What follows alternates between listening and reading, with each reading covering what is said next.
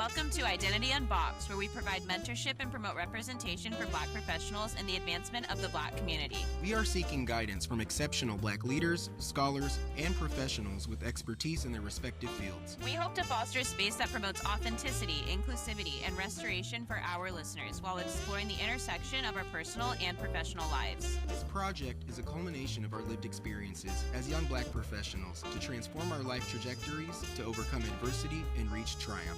Our intention is to inspire you on your path to discovering your purpose.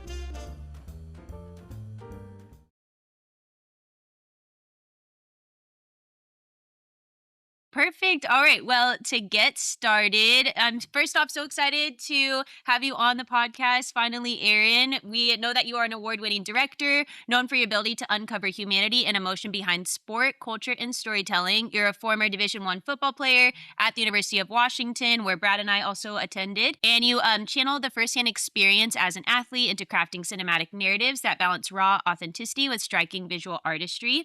Your work spans commercial, branded, and documentary filmmaking with clients including Nike, Adidas, Meta, AT&T, NFL, and many more. You've also directed compelling projects featuring some of the biggest names in sports and entertainment, including Mark Wahlberg, LeBron James, and Don Cheadle. Your ability to capture the personal struggles, triumphs, and identity shifts of high-level competitors has made your work resonate across audiences. And in addition to commercial directing, you've also established yourself in documentary filmmaking. Your debut short documentary, Mr. 50, you single-handedly directed, filmed, and edited, and it was considered a Best Short Documentary, Best First Time Director, and Best Editing nominee at the Indie Shorts Fest 2021. And you also explored NBA star Aaron Gordon's journey to the historic 2020 NBA Dunk Contest. Your latest documentary, Against All Odds with Sidney Jones, premiered in 2024 and won Best Documentary Short at the New York International Film Awards, highlighting the resilience of an NFL player overcoming adversity. And your work has been seen at Cannes Lion, The One Show, D&AD, and the New York International Film Awards. You are currently based in Los Angeles and San Francisco. And then you continue to push creative boundaries, shaping stories that bridge sport, culture, and human resilience. So you've done a lot, and we're just so grateful to dive more into how you discovered your art and also understanding framing narratives through the lens of us and also the future of film. And so our first question for you is, can you take us back to your time transitioning from competing as a former Division I football athlete at the University of Washington to pivoting into your field as an award-winning director and founder of Nuvant Studios? And then how have previous historical Black creatives, past or present in media and film, influenced your work? Please let me know if you need me to repeat anything because it's a long question. That it's just like, it's crazy to hear that. Crazy to hear like accolades. The whole bio.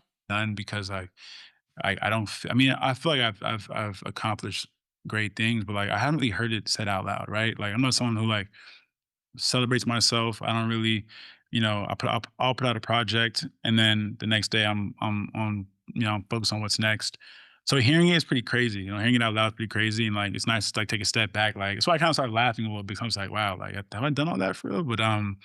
But yeah, I mean, like my story is not like the conventional filmmaker story, right? Like I didn't, go to film school. I didn't have a deep like passion about filmmaking when I was a kid. I made music when I was a kid, and when I made music, we shot music videos. Like, I mean, my friends and I shot videos for the music that we made, but it was never like, oh, one day I'm gonna be a director. I'm gonna even be a photographer, right? And so, really, what got me into really what the reason why I picked up a camera was because it was more so like a form of therapy for me. I was playing football at Washington, like as you guys know, and I had to medical retire. I had a few ACLs, and I was in a place of depression. I was bored. I was depressed. I was alone. All my friends were athletes, so I didn't really have an outlet to, I guess, express myself. And I was bored, and I was trying to figure out ways to not make friends, but just to kind of stay outside, see Seattle. And I picked up a camera and got into photography.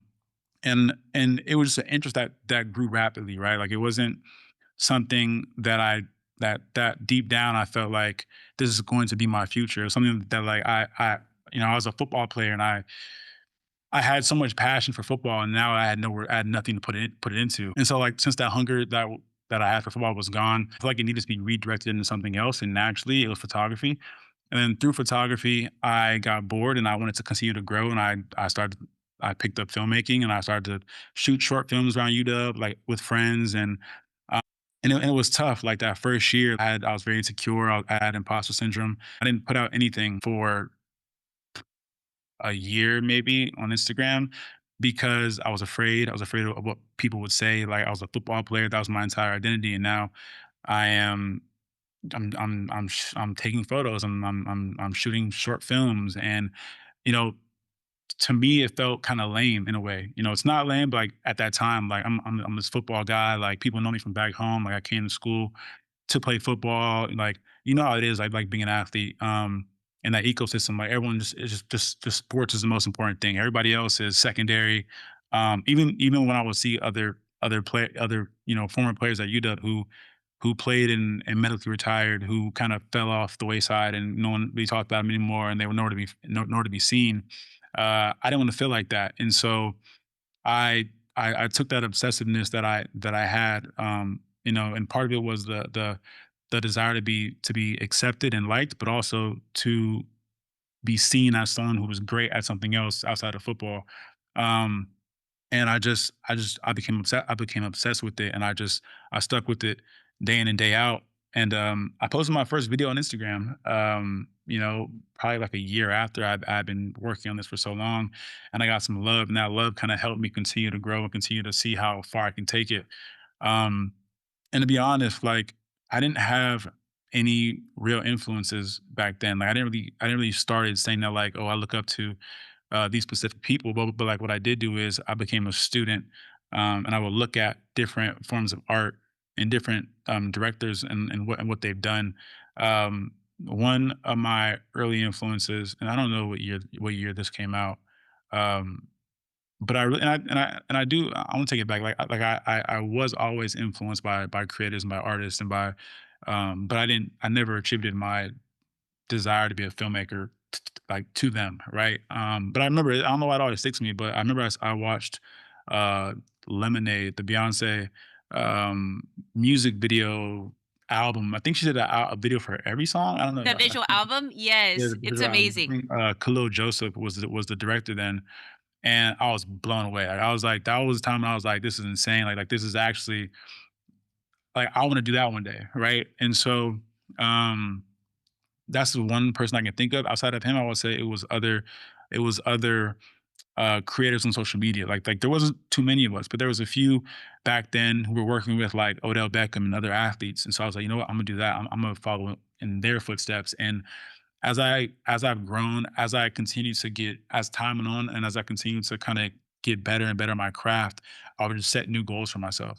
And I never even wanted to work, and I didn't even know what else was out there besides just shooting sports videos and music videos. I just continued to like learn about it and more. And then one day I was on and one thing about me too, like I was never afraid to ask for help. Like I was never afraid to send a DM to reach out to somebody and ask them, "Hey man, how did you accomplish this?" I remember there was a time, I don't remember the exact year, but there was a time like, and I was doing these videos, and I was working with like various athletes, and I didn't see like the end of it, but I was like, okay, this is cool, but what's next? Like I don't want to just sit here doing keep making videos and content for people.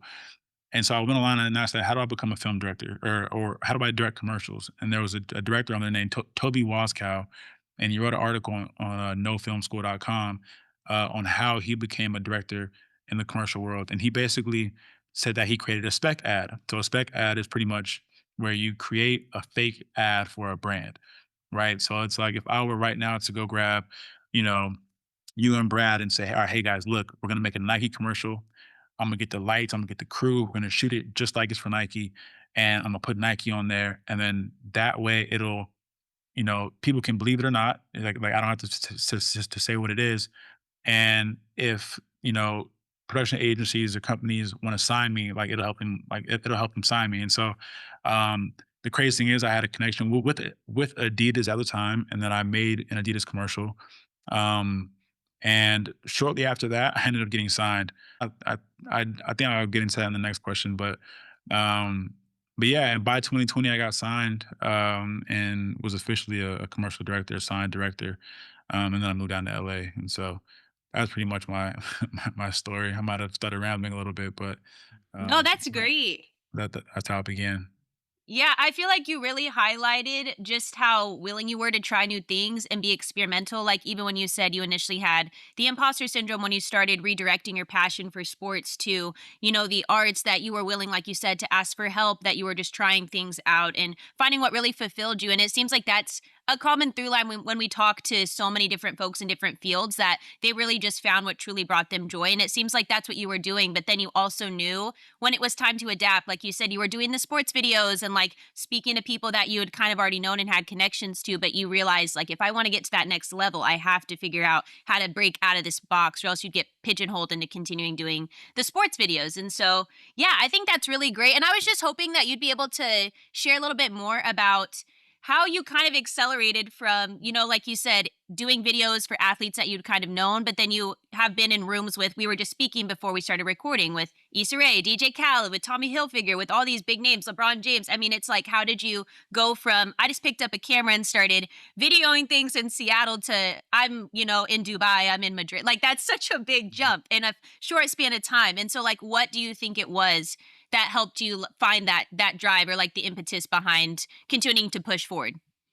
Yeah, so honestly, I'm very specific with how I do things, especially early on. I was very concerned with how I was perceived by people, and by the outside world, which has helped me more than it's hurt me. And I was obsessed with getting better. So, early on, one thing about me is that, like, I didn't show the process. Nowadays, it's like, the TikTok, generation is show the work, show the process, document you getting better. I was not with that. I've never been with that. Now I think it's great, but like for me, it was like I was very selective about how I put my work out into the world, right? So like, I how do I explain? So basically, I would put out work like once every few months, but the work always had to be better than the last project. And to this day, that's what I'm still doing. Like, the work has to be better than my last project. And so I think that not only did I get really good really fast, I curated a image and a brand for myself on social media that made me just appear like I was bigger than I actually was, that I had more access than I actually did. Um, Early on, I would work with, let's say I had a friend who was a Nike athlete in the NFL, because I did have NFL friends because I did play football with them. I would go film them and I'll throw a Nike logo on there, or I'll go shoot a kids camp and throw a Adidas logo on there, or like I was very particular about how I did things. Um, I got I did get opportunities early. So, for example, Aaron Gordon was someone that I grew up with. He's from San Jose. What got me what I would say is my big break is when he was going to the slam dunk contest in 2020. I asked him, I said, "Hey, like I'd love to document, this journey," and I did, and a great story came out of it. And when I put out that film, it got the attention of a lot of people, of production companies, of everyone really. And I think that was really kind of how I sort of broke into that, like, not even upper echelon. So I still don't see myself like that. I mean, I do a little now, but like back then I didn't. But like, it gave me more access to to more athletes. Um, and I think that just by I don't know, this is a crazy question. I actually haven't thought about this. I think just by the work that I would put out, I think because of how I work with celebs, I think how I captured AG during that in that doc, um, you know, showing him um and all his humanity, and showing him in a way that people haven't seen before. I think other people wanted and other clients wanted to experience that. I also took that those opportunities also led to things like I had, a couple Olympic athletes. They had to reach out to me to film their wedding in London.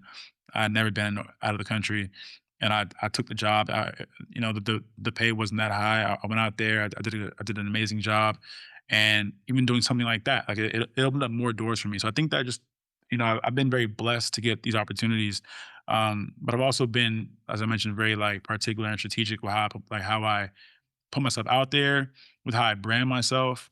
Because if you go to my page right now, like you can say that like my page has a look to it, or it just looks, it's very curated. These days it just comes naturally. I don't really care anymore. I'm just kind of putting out the things that I like, and posting here and there. But like I always wanted to present myself in the best way possible. You know, early on, I I think that when it comes to creating content, right? Like, all right, so LinkedIn is great for people with, who have crazy resumes, who want to get a job and climb up the social ladder, right? Instagram for me was like my LinkedIn. It was how I can present myself. So if I'll send DMs to athletes, I'll reach out to them, and I was working for free a lot. Like early on, all my work was for free. Like everything I was doing was basically for free. And I think that I just showed my value early on, and I grew a portfolio that the average person or the average athlete may see, but like, okay, like I trust him, or he's nice, he's good. And this was before like people started, like nowadays everyone has a camera, everyone's making content, everyone's a videographer, right? This was back when it wasn't as popular, like back when like 2017 through 2020. And I think that I got my foot in the door early, and I just kind of kept my foot on the gas. And as I mentioned, I was obsessed with like improvement, even down to my last project that I just put out last week, right? And so, um, I never really truly sat down and really thought about the exact moves that were made that really helped me. But I also think that getting signed in 2020 was a blessing and a curse, right? So like in 2020, for example, I got signed during the Black Lives Matter movement, right? And it All felt the corporations wanted us in there. All of them. exactly. Exactly. At that time, it was a few companies trying to sign me, and I don't want to knock my talent at all, because I feel like I was very talented. Was I ready to be like, was my portfolio good enough to be signed? I think possibly so, but it was a lot. It was a lot. I got a lot. Like around that time, I was getting a lot of people trying to, and so I did sign. They had a big press release, and then I didn't work for like a year and a half, or like however long I was with them. Like I didn't pitch on a single project. I didn't work at all. And I knew, I was like, hey, like I know that I know, I figured out like this is why, but I took full advantage of it, and I stayed with them, got pressed, put out my film, and then I just continued on, and I continued working. And so um, I think this might be touching on another question, but I don't think anything's ever really been given to me. I've had to grind and make everything happen that has happened in my life, in terms of my like with my career. Um, I did want to ask a question though. There was so much great stuff in there, and I really appreciate your vulnerability because I feel like a lot of people need to hear that. You know how you had the football, like that was kind of your, I guess you could say your persona. That was kind of your identity was molded around that, and how you pivoted into film and stuff because you were like, I got to find another passion. And at first you thought, man, is this lame? Is that how other people view it? And I feel like a lot of people can relate to that, being kind of sensitive to how you're perceived, especially when you're doing something new and something creative, because that's very like vulnerable. It's like to film something, spend hours on it, and to know that you put, that's bigger than being on a big team and playing to get like that's something that you're passionate about. That's your work, that's your art. And I feel like personally that's a lot more sensitive. And so have you, as you've like grown in your career, how did you learn to sort of be happy with yourself and your work despite where you're at? Or is that something that came with more success? Because, what you were saying earlier, I feel like people say fake it till you make it, but I feel like that's manifestation. So I feel like before you made it, you're like, I'm going to still put myself out there and present in the way that I see myself one day. So, yeah, no, for sure. I think that, like as you said, like fake it till you make it. I did believe at the time that you know, I was doing great things. Honestly, like just the people around me telling me I was doing a great job. It came from my network. It came from my Instagram comments. It came from people um, whose opinions I valued.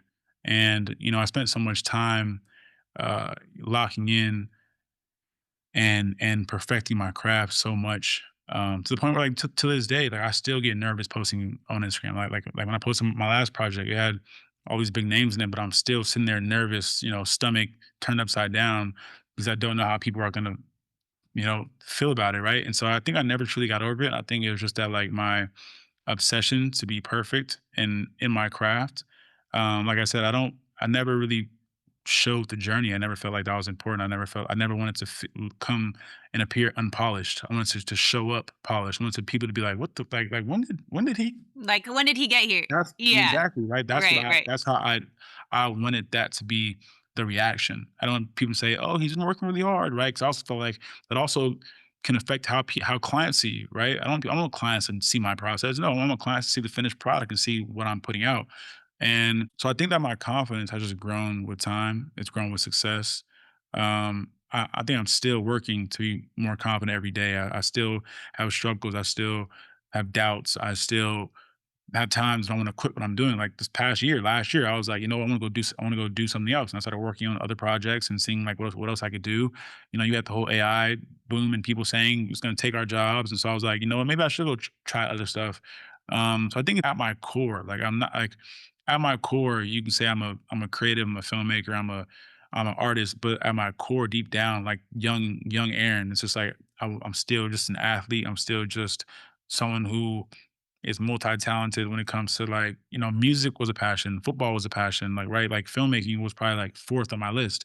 So like I'm still, at our core, we're all still our younger selves, right? So it's like I'm still, I still deal with those things. Obviously now I have, the portfolio and the work to kind of remind myself that, I'm still capable, but in all of our industries, right? Like on your guys' timeline, you see me and think, "Oh my God, he's killing it. He's the best." On my timeline, I see directors who are doing, Super Bowl commercials and much. So it's always a grind. You know, we're always chasing, what's next. And I have friends who I see as my mentors who are also killing it and doing things that I want to do one day, right? So I feel like it's always just staying motivated, staying hungry, and just also just being proud of where you're at and how far you've come. I love that. Yeah, I recently saw something from someone, and they were saying for a lot of black people, I thought it was a good point. They were like imposter syndrome and that perfectionism. Typically, for us, oftentimes, whether it's subconscious or not, comes from not seeing ourselves represented because we haven't seen a lot of people like us reach the pinnacles and the heights of those careers, right? And so when you haven't seen yourself in something, you kind of get scared, you shy away. I feel like, maybe with something like sports or football, we have a lot of representation in those areas, right? So it's less pressure. But when you're doing something in the arts, something creative like filmmaking, you look to the top and you see a lot of successful, probably white people that have made it to the top. And you're kind of like you said, you never had help. You're kind of paving your own path and having to get it out of the mud. Yeah, I think that turns really good into our next question. The USC Annenberg School for Communication and Journalism's Inclusion Initiative released their report, Inequality in 1600 Popular Films in 2023, which analyzed representation on screen and behind the camera across the 100 top grossing fictional films for every year in the US from 2007 to 2022. Of all the 1,600 films in the study, black movie directors had black characters in 51.1% of on screen speaking roles, compared to non black movie directors who had black characters in only 10.3 roles. Additionally, across these films, and out of the 1,784 directors in the study, only 6% of directors were black. Can you speak to the importance of access to building sustainable careers for black creatives in media and film, and share any barriers you would like to eliminate as you craft a future for others like yourself in the space? Yeah, for sure. Man, there's a lot of barriers. I feel like what's crazy is that I feel like a lot of these barriers are still there. And I feel like I'm myself still struggling to break through them. And I don't feel like I'm at a place yet where I can truly make an impact outside of, reaching my hand down to someone or across to someone who looks like me to collaborate or help or give opportunities. I think the problem is that talent has never been the issue. Proximity has, and I feel like building, I feel like it's just tough, right? Because building careers, what does that look like, right? I think that for myself, as someone who I consider myself self-made, I've been in rooms where I've been the only black person, and I've bombed pitches because I just felt like I didn't feel one, I didn't feel comfortable. Two, I felt like an imposter. Three, um, I didn't feel like it's weird. It's like that feeling when you're like feeling like people are looking at you and they're thinking like this guy doesn't belong here. And there's been times when I have like fallen victim to that and I've frozen up or I've like not presented my best self. But as I've gotten older, as I've continued to do well, I think my confidence has gotten a lot better, and I believe in myself a lot more. Um, but also, I feel like in these rooms, people will say, "Oh, he's a sports guy," or "He's a celebrity guy," and there's times like, and there's like I don't want to just work in the like I feel like a lot of black directors are boxed into, genres, or right? Like we're not given the freedom to really explore other ideas or other um I guess other genres of film. The most important barriers to eliminate, I would say, is one, like again, like not putting us in boxes, and two, just the people who have made it, the people who are in those positions to continue to reach down and lift everyone else up. Um, Across the board, right? Like not even just when it comes to directors, like when it comes to producers, when it comes to EPs, when it comes to editors. I did a project with Forrest Robinson with I want to blank on his name. Pretty much it was a group of all black filmmakers, musicians. There's one from Earth, Wind and Fire, and that was an I, that was I think like one of my first times working in music, like on a higher scale. Um, and just being in that room, filming them create music and filming them, all older, all probably in their over 50 years old, and just seeing the love in the room, seeing how they came together for like an album. And again, they won Grammys, they've done so much, but then also bringing me in to come and document their story, and then for me hiring a black editor to edit their story, just being able to put that out and put it together felt amazing. I felt like you know, something that I haven't done before. And I think it's just important to as I mentioned, like reach down or reach across and like pick everyone and bring all of us up as much as we can. I do think the film industry is a very, very hard cookie to crack, like when it comes to representation. I think as you can see, like Ryan Coogler, he's doing amazing. That's an inspiration for all of us, honestly, when it comes to success and what that looks like. And he's at the pinnacle of it. Um, but for me, I feel like I'm still on the ground floor. I feel like I'm still grinding and I'm still building. I feel like, early on in my life, that 2016 till now, I've been chipping away at it and I've been, creating my own opportunities. And now next, in the future, I want to be able to kind of really break through the next door and really, have more of a say so, produce, bigger projects, have bigger budgets. And that's what I'm working towards right now. It's, typically, as a director, as a producer, like for my own company, there's still levels. Like there's still like, me as a director, I still have to like I'm still represented by another company who, as a director. So, if I get a certain project, if it's big enough, if it's big, I may have them produce it because I may not be ready to do it myself, right? So just growing and being able to take on those much bigger budgets and be able to, you know, get the trust of these agencies, get the trust of these companies to tell these stories and to do the work. And that's where I'm at right now. And I'm at that stage now in my career where I'm just trying to continue to grow. This was also valuable, especially when you spoke about even you just starting out, like that proximity. You didn't have that. You actually had to break your way into those rooms. And I think you explained so well about the weight of what that feels like, the burden of you being the only in the room and having those limitations placed on you by people that don't understand our stories. Like you said, you were sitting in that room with all of these musicians who were playing Black music that speaks to who we are as a people and our history, and that you understood the weight of that. But people in these large media companies, that's not the work that they sell. That's not the work that they understand because it's not their history. And so I think like what you're doing right now, it's so imperative that there's people like you speaking out about that and creating your own opportunities. Like you said, bringing in those other Black creatives that can speak to who we are as a community and really creating work that is valuable to us, not to those that currently have power in the system, like you said, and continuing to dismantle that. So I really commend you for speaking up because I know like as you're continuing to ascend, there's obviously bigger eyes on you, there's bigger production companies, and like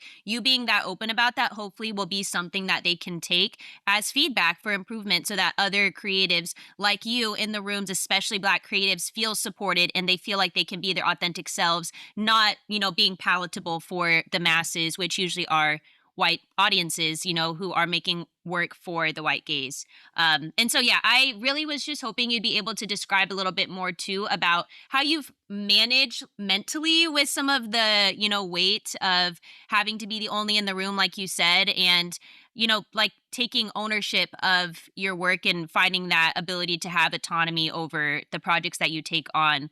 So, yeah, balancing like that self care component and then also like paving the way, because I know that has to be like arduous in its own Yeah, way. no, So, for sure. For me, it's like a double. It's like not only is it being the only in the room at times, but it's being someone in the room who didn't go to film school. I didn't come from a film background.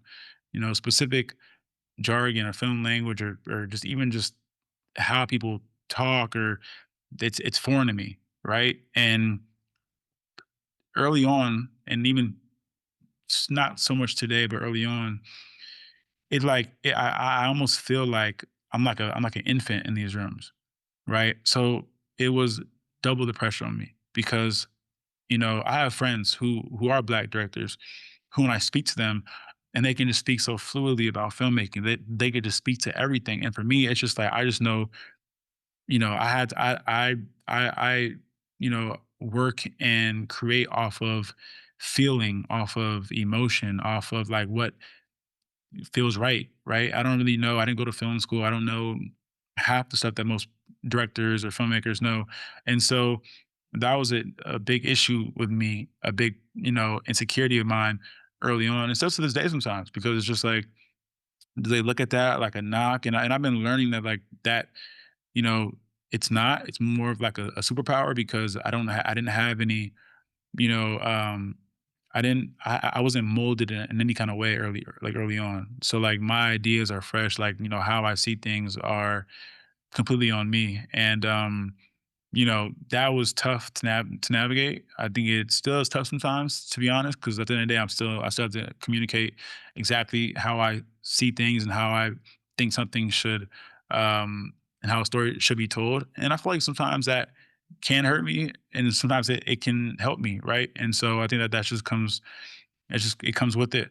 Um, and yeah, and a lot of people these days, like not a lot of people in general will like reach out to me, younger, older, and kind of ask me for advice. And I really just tell them, to one, become obsessed with your craft and be yourself. Tell your stories how you tell them, because at the end of the day, no one else will. Um, and so, like for me, I I loved I learned that like I have a very unique voice, and that was one thing that people will tell me, who see my work, and that I've been hearing that. Oh, Aaron, I can tell when it's yours. Like you have a certain style, and I never knew that. I feel like I just create what I want to create. I didn't know that I had like a certain style, to my work, and so just growing in confidence and like as far as like being a leader, being someone who people look up to. Um, I'm always here to give advice, to help out. I'm not someone who's gonna big time you or ignore you or, you know, close the door behind me, right? Like I feel like, I've been through a lot in the past few years of my life in this industry. I'm still learning every single day. And I wouldn't be where I was if I didn't ask for help. If I didn't ask for people to, you know, give me advice. One of my good friends, his name is Cam Busby. The way I met him, and this is just a testament to me not being afraid to ask for help or to reach out to people. 2020, it was when there was a statistic that came out that said there were only two Black directors who directed Super Bowl commercials that year. One was a guy named Cal Maddock, and the other guy was a guy named Cam Busby. Went to his page, DM'd him, and like a month later, he's on my couch and we're chopping it up about filmmaking. And to this day, that's one of my good friends, right? And so, um, I think that just don't be afraid to reach out. Don't be afraid to learn from others. Don't be afraid of your voice. and just to continue to help those around you. And I think as we all grow and put out amazing work, as long as we help each other, then we'll be in a good place in the future. Thank you so much. I feel like all this was so valuable, and I appreciate your vulnerability and just sharing your experience. And I feel like a lot of people can probably relate to that, how you didn't necessarily take the traditional route. And so when you're talking to other folks who know all the lingo and all the jargon, and you're kind of there, and it's like you say, you create it off a feeling, it's your passion, but you might not know all the academic terms and the fancy terminology. But I feel like in addition to that, a lot of people are like that, and then they're afraid to ask for help because they feel like I it's like that deeper imposter syndrome. I didn't get the traditional background and I'm scared to go to this person who's so big because I don't want to look like a fool or I don't want to look like I don't know what I'm talking about. And so can you share more about the importance of mentorship and not being afraid to seek that out even when you do kind of struggle with that imposter syndrome or you didn't take a traditional route? Yeah, no, I feel like if you see someone who is doing or having success in an industry that you want to be in, um, I feel like there's no harm in asking for help, asking for advice, asking how they did it, and then taking their advice and using it in your way and pushing forward.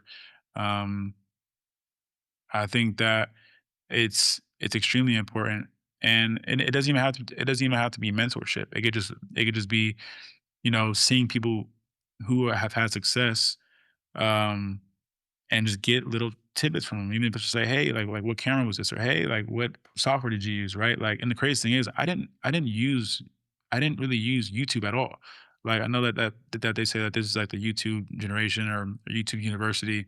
I didn't use YouTube at all. I literally sat there and learned myself and just I learned like the basic things on how to edit. And to this day, like I use Final Cut Pro, which is people say is like not a good platform. It's not a good software, but to me, it's I don't know. I didn't. It's all I know how to use, and I'm too lazy to go on YouTube and learn anything else. And so like, It does um, the job. That's what it does matters. the job. Yeah, it does the job. And but I've always asked for help, and I think that it's the most important thing in the world, especially if you want to advance in your craft and in your profession. Um, and so, yeah, I don't know. I just feel like reaching out, and a lot of people will ignore you. I've been ignored by a ton of people. Just that's just life. It is what it We is. have to. Yeah, but yeah, Yeah, but no emails that go into a void. yeah, yeah, yeah. But Yeah. the ones who do, give you advice and help you out, I value everyone who's helped me like along my journey, and I still ask for help. Like I'm still probably this week gonna hit somebody up and ask for help. I just asked for help. Probably I hit up Cam 2 days ago and asked him for help on this past project, right? So it's just like you can't be afraid to ask for help, and with people, there are good people out there who will respond, and I think that just as Black people, we all need to help each other, no matter and there shouldn't be any competition. So I think that we're all capable, and there's enough success to go around. Um, and you'll find some people can be intimidated by you, by same Black or not. You know what I'm saying? Yeah. Like you'll see that, and I've seen it, and it is what it is. But you can't be discouraged. I feel like you got to just keep going for it. Yeah, that's so funny because I was actually gonna ask that, from you not being afraid to ask people for help, have you experienced any gatekeeping or any adversity in that area? Because I know especially in creative fields when it could be a little competitive or not even in creative fields, even in 9 to 5 office jobs when people are competing for promotions and things like that, people can get competitive, they can get intimidated by you and kinda wanna, like, beat you down so that they don't feel like you're taking their shine or taking their spot. Have you encountered any of that? And if so, how did you move through it? Yeah, I've encountered that a few times. I'm at Don't say names. No, you can if you want. no, no, no, no. I can tell you off camera, but I've experienced that for sure. And I think it's also I feel like it's natural, natural competition. I played football, I played sports growing up, so I understand. Um, I've experienced it from a few people in this industry, and a handful actually. But it got worse as I've grown. Early on, it wasn't like that, but as I've grown, you grow, you get better, you get more opportunities, and then you start to kind of close that gap a little bit, and people don't like that. And so for me, I never cared. Like if you are doing great, if you're doing well, and you hit me up, I'm gonna help you out. I don't care if you are doing the biggest. If you're doing movies for the Avengers. Like I there's no point in gatekeeping. There's enough work for everyone out here, right? So I've dealt with it before. I don't really care too much. I laugh at it. Yeah, it will frustrate you, because people are very weird. To be honest, there are No, people. that's it. It's like I feel bad for them because they don't realize that there's more opportunities and that we could all succeed, and they're gatekeeping from those like them. Yeah, yeah, it's Yeah. weird. So, but for the most part, people that I had around me, people that I talk to, all show love. We all work together. But it is an industry where I would say we do want to be sometimes the sole ones who are shining. I think it could be the same in sports, music, a lot of industries. I think that's maybe like something that we deal with as a collective. But I feel like it's something that needs to be worked on as, time goes on. It's the Yeah, egos probably too. Because yeah, your art, it's like that's an extension of you, and so you want it to be the biggest thing. Yeah, yeah. exactly. Exactly. Good. I was also gonna say that's a little critique of capitalism, at least in my perspective, There we because go. we're kind of taught that it's a dog eat dog world. You gotta build, and it's very individualistic. Everyone is kind of centered around themselves, their career, what they want, them advancing, and they don't see it in the way of like, if I eat, everybody eats. I can, if I'm successful, I can give you advice. In this system, I feel like it kind of has created a culture where people just don't want to, they feel threatened, they feel like they're going to lose something, so everyone's focused on gaining and not giving in return unless there's a Yeah, benefit, and people are transactional. for sure. Everyone's competing with each other. It's like a silent competition, who can have the next biggest thing, or like even some people who are at the top, who got those looks, who may not, want to help those who are trying to come up because they want to hold that spot, right? I feel like it's the same in every industry. um but those who do want to help and those who do want to be involved and reach across and down to the next generation, or to anyone else, salute to them, because I feel like that's how we grow and how we grow as a people. Yeah, that's great. And I also think it was so important that you spoke about how your unconventional background into where you are has still allowed you to have a strength in your fresh perspective. Because I think a lot of times, as Black people in predominantly white spaces, we give validation to the institutions and we feel like we need to have the degrees, we need to have the accolades and all of this recognition so that we can bolster our reputation in the room. And I feel that, we have to also question who's created those institutions, who's teaching us at the film schools. It's usually not people that look like us, right? And so I think, we lend more value than I think is deserved to some of these institutions. Like, of course, you would have learned the terminology and all of, made probably more connections quicker being in a program. But I also think like you having that non traditional background is probably lended to you being so successful so quickly because people probably like, your fresh take on things outside of the institutions. Yeah, no, 100%. And I have a project coming out soon, hopefully this year, that I'm really excited to get into the world, I guess you could say. Because I haven't really done. I think also too the issue with being a Black filmmaker is opportunity, right? Like for me, I feel like the way I've been successful is that because where I'm from, which is San Jose, Silicon Valley, when I first got into filmmaking, I was working with like athletes, like more so like my cousins, trainers, and whatnot. But I was also working with like companies. So I was working with like LinkedIn, and like I was like, getting opportunities. And I've, you know, I've always known that like I do have like, as much as I love being a filmmaker, and as much as I love telling stories, that I was still very aware that okay, I want to make money also. So I'm gonna build a company around. Yeah, we do docs and tell stories, but we also are a production company for businesses, for Fortune 500 companies, for like, so I never wanted to pigeonhole myself, because I just know that like being a Black filmmaker is tough, and telling stories is tough. Being a director is tough, and um, I think I'm just blessed to be able to, when I was early on, have that insight on one, being someone who wanted to be a filmmaker and tell stories, but also wanting to make create something and build a company that I can support myself with, rather than just chase films and docs, because as I mentioned earlier, we don't get those opportunities. Like we don't get the funding, we don't get so we got to tell a lot of our own stories. And if I could give advice to any Black filmmakers who are pushing very hard, it's like don't limit yourself to just making films for Being in the television. corporations. Yeah. Like, no, yeah, Mhm. yeah, like, just also use your talents to tell stories for Mhm. everyone else, for companies, for Mhm. everyone else out there, because there's more opportunities than just doing it to, you know, than just doing it to be on to make films, and that's just my advice. Yeah, that's great. And I think you kind of answered this, but I will still just share the statistic because I think it's helpful for our audience. But in a report from Nielsen, a global leader in audience measurement, data, and analytics, shaping the future of media, the Black influence, how Black culture and identity drive the market, Black audiences are more than twice as likely to rank authentic and accurate representation of their race or ethnicity as the strongest motivation to engage with new content compared to respondents overall. Content from those within our community most accurately depicts and translates our experiences to us effectively, but algorithmic erasure dominates a minimization of our voices in digital spaces.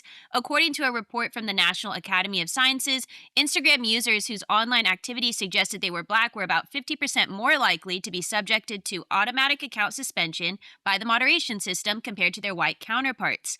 As someone that has featured some of the most prominent Black figures in entertainment and sports, from LeBron James, Issa Rae, Megan Thee Stallion, and Don Cheadle, what do you believe is the importance of using your platform to give voice to injustice and amplifying our unvarnished narratives, even against the system that does not want our voices to be, projected to the masses?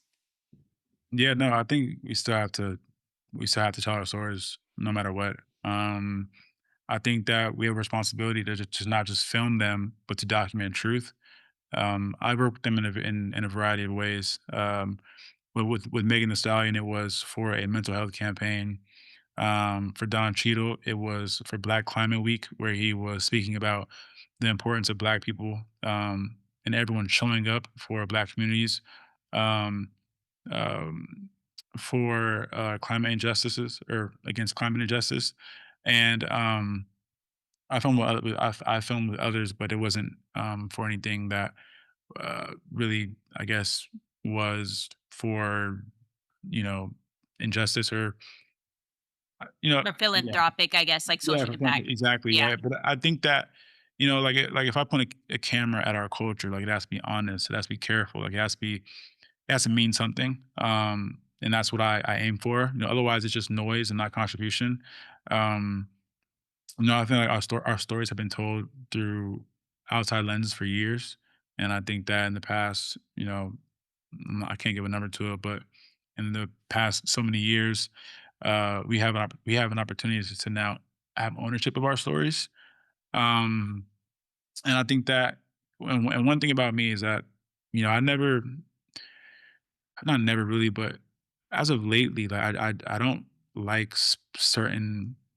I guess I don't wanna call it black content, but even just like black films that just portray us in such a negative light and just highlight, um, Tyler neg Perry. I know yeah, people are yeah, gonna come for yeah, me on this one, but yeah, negative stereotypes. But I even have a whole dissertation on this, not actually, but I wanna write it. yeah, um, but like, I just so my goal is always to uplift our community whenever I have that chance and show us in the best light. And when it comes to celebrity, show them in their humanity, show them as the world may not see, the world how the world may not see them. Um, and yeah, I think that just protecting the narrative and protecting our leaders and the people who actually contribute to improving, I guess, say conditions, but improving how we're seen. I think that um, I have a duty to just be responsible in telling these stories when I do have the chance to tell these stories. And when it comes to like the algorithm, when it comes to you can't really worry about those. You got to keep creating anyways. You got to find other outlets where you can tell these stories and where people can hear them, see them, read about them. Because at the end of the day, like if we're not telling them, who will, right? Like they're just gonna go away. And especially in the climate that we're in now and how everything is, I think that we each have to keep creating and um, just keep pressing forward. What I really love hearing is that you use the words being careful and also responsible, because I think, that is a choice, and that's not a popular choice when like you're an independent. And a lot of times people will just go for whatever's going to produce the most revenue. And sometimes when we're telling our stories, it's not always going to be profitable, or it's not going to be the, linear path to success. And so I really, yeah, admire you for doing that and taking that stance, because as I mentioned earlier, there have been other major directors and producers that will feed into some of those stereotypical portrayals of our community because they know it's what sells. And it's almost like they allow audiences that are not in our communities to be in on the joke, and they're making fun of us while simultaneously profiting off of minimizing us and who we are as a people and our authenticities. Oh no, Tiana, we've had conversations about this. She be going Yeah. in about I've had a people 2 hour who, conversation with Brad about this. oh yeah, people who profit off of just, racial tropes and stereotypes even in our own community. A lot of nonsense out there for sure. Oh yeah. Uh, Yeah, but I appreciate everything you said. And yeah, I feel like, just to add, I feel like it's really important for us to keep sharing those stories because, like you said, even if the algorithm is suppressing it, if we don't tell the story, who will? And I feel like, again, kind of critiquing capitalism, you see them suppressing a lot of online content when people share our stories or talk about social justice. And, people who may have large platforms where they do that, they're suppressed. They might not be bringing in money. They might not be getting the same engagement as they once did or the likes or the followers. And so, I feel like a lot of people, it can discourage them from like sharing black stories and speaking up about certain issues because they don't want their bag to be stopped or they don't want to feel like they're not moving forward. And so I feel like it's really important for us to keep doing that. And I think it's like really cool how some people do it, like Jordan Peele, he'll like make movies that a lot of people who are not black might not get it right away, but when we're But we watching it, get it. we get it. And Yeah. so it's like I like how people kind of get clever about weaving black stories and black struggles into things that make you think critically. for sure. Absolutely. Yeah. I think that leads pretty well into our next question. Lincoln Motion Picture Company, established in 1916 by brothers Noble and George Johnson, actor Clarence Brooks, and a local pharmacist named James T. Smith, was widely recognized as the first black owned film production company in the U.S., shared the Conservation Center for Art and Historic Facts in 2021. This dream to have ownership of production is one that few black producers have the opportunity to attain, including names like Jordan Peele and James Lopez, who ranked in the top 10 of the most inclusive producers, according to the Annenberg Inclusion Report. The report noticeably reported that there are no black women in the top 10 of this list of producers, while black female directors lead the way in having the most diverse movies in terms of cast and crews. Can you share advice on how aspiring creatives can break their way into the media and film field to attain ownership of their art and any challenges you navigated to building your own independent venture? Yeah, sure. My number one thing is master your craft. I think master your craft is the number one thing. That's all I cared about was mastering my craft. I didn't care about anything else. I didn't care about attention. I didn't care about likes. I care about mastering my craft first. I think second is create your own opportunities. Create them. There's a ton of people out there, creatives alike, who are looking for the same thing, who are looking for community, who are looking to build with others.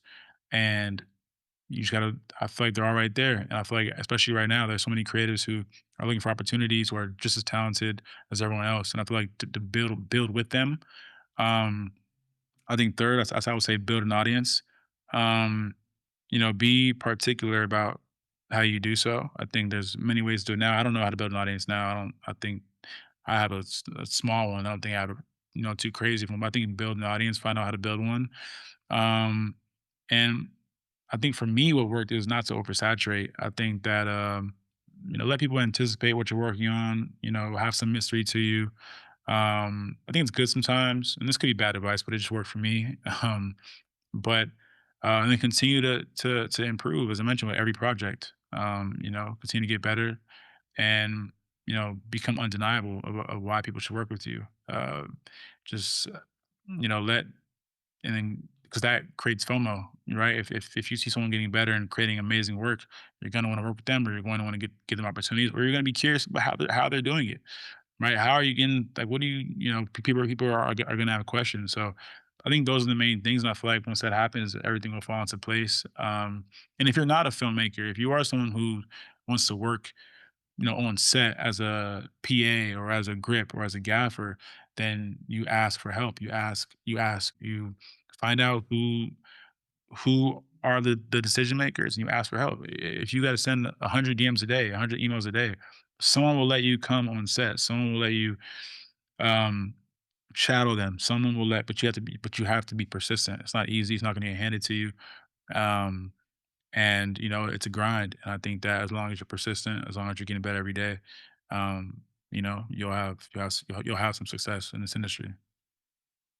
Thank you for that. I was wondering if you could also speak a little more on the importance of ownership for Black creatives, as you launch your independent venture, as you have, because a lot of times people of color, Black people who try to launch our own ventures, we don't have access to capital. We don't have the same connections or resources. And we often end up getting bought out by other companies, like even the BET network, I'm pretty sure, got bought out by Viacom, and oftentimes we see ourselves needing to kind of turn that route of selling what we have or turning it over to white corporate conglomerates because we don't have those resources. So can you speak to the importance of ownership and any challenges you've navigated in that and how you've remained independent, or if you've encountered any struggles in trying to do so?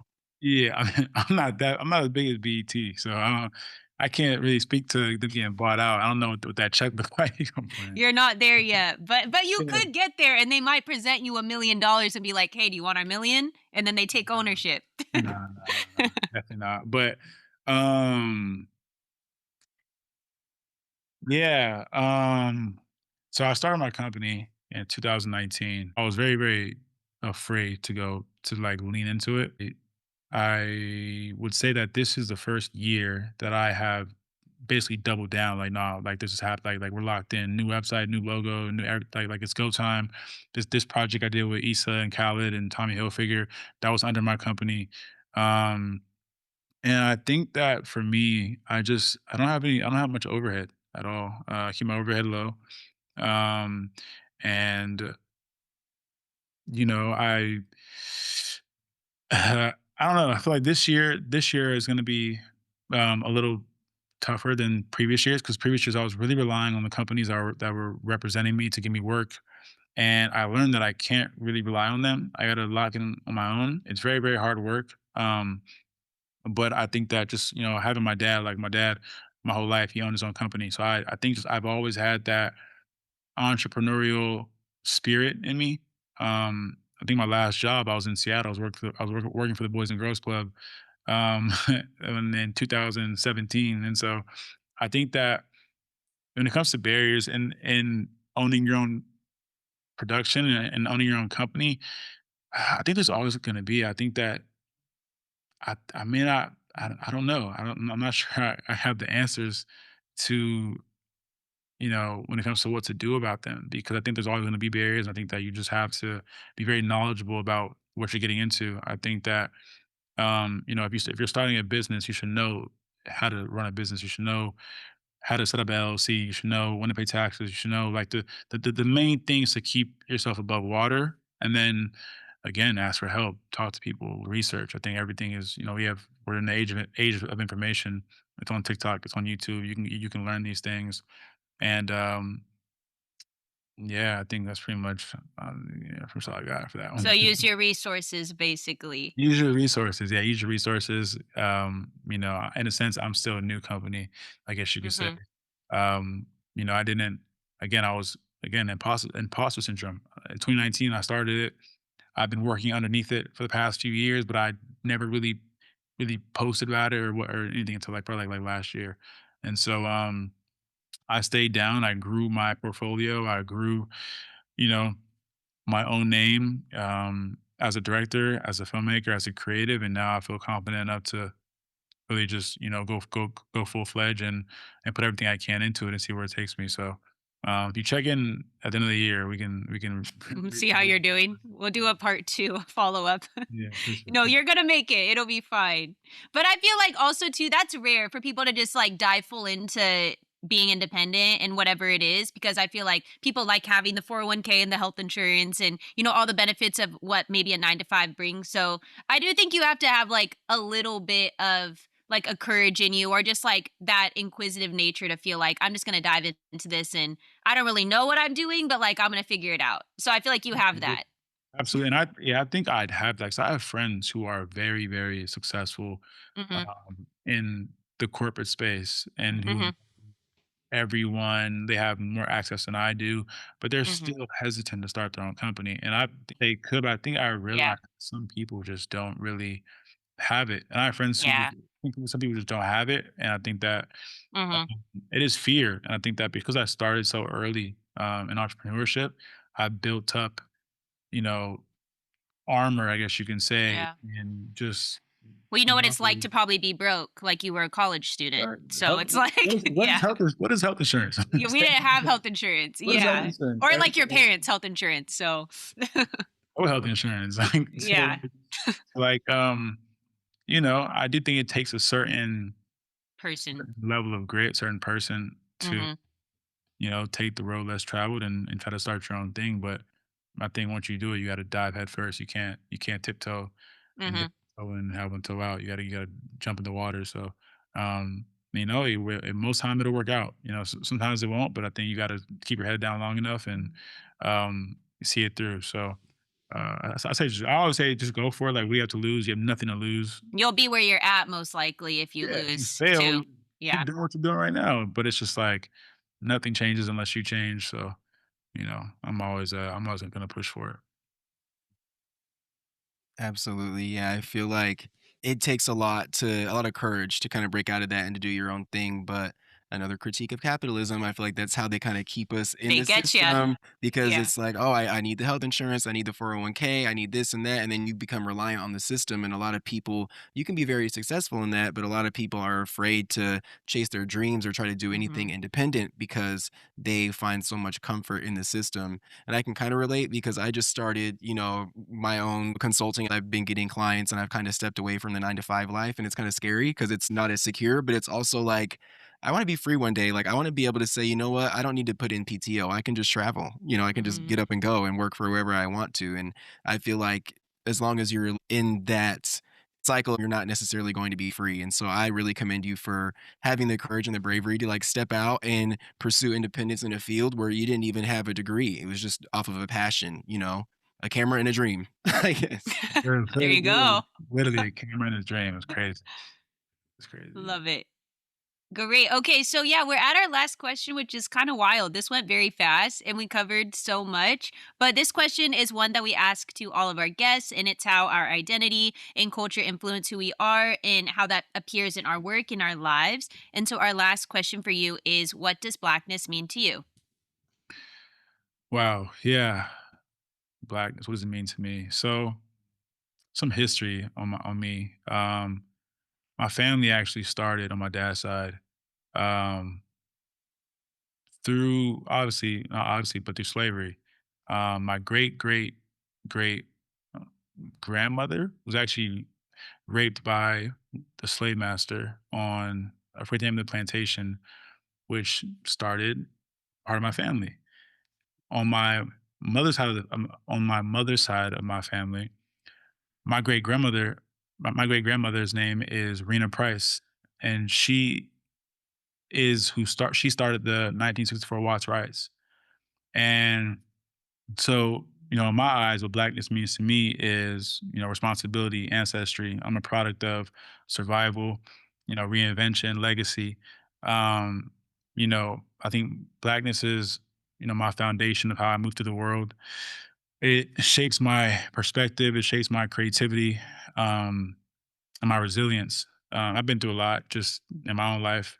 Um, and I can't say I've been through what my ancestors have been through at all. I'm lucky to be here and be in this position, but obviously I have a responsibility to continue to push forward and be great and make the most out of the life I've been given. And so that's what blackness means to me. And I hope that I can inspire those after me and continue to make them proud. So yeah. That's so remarkable. Thank you so much for sharing your family's history and, yeah, just speaking to the importance of paying homage to our ancestors. Like you said, you're grateful to be where you're at, but that's not lost on you now. Like all that your family's endured and the tumultuous, experiences that we've had as a community. It's unparalleled. So yeah, thank you. No problem. Well, they say many of us are living the lives that our ancestors could only dream of. So Yeah, keep it up. Keep it up. that's right. Mhm. Thank you guys. Um, yeah, no, this is great. I really appreciate it. This was This fun. was fun. Yeah, Yeah, let's stay in touch. Let us know if you ever come to Seattle. I don't know if you really come back here much, but we'd love I to will. get together. You,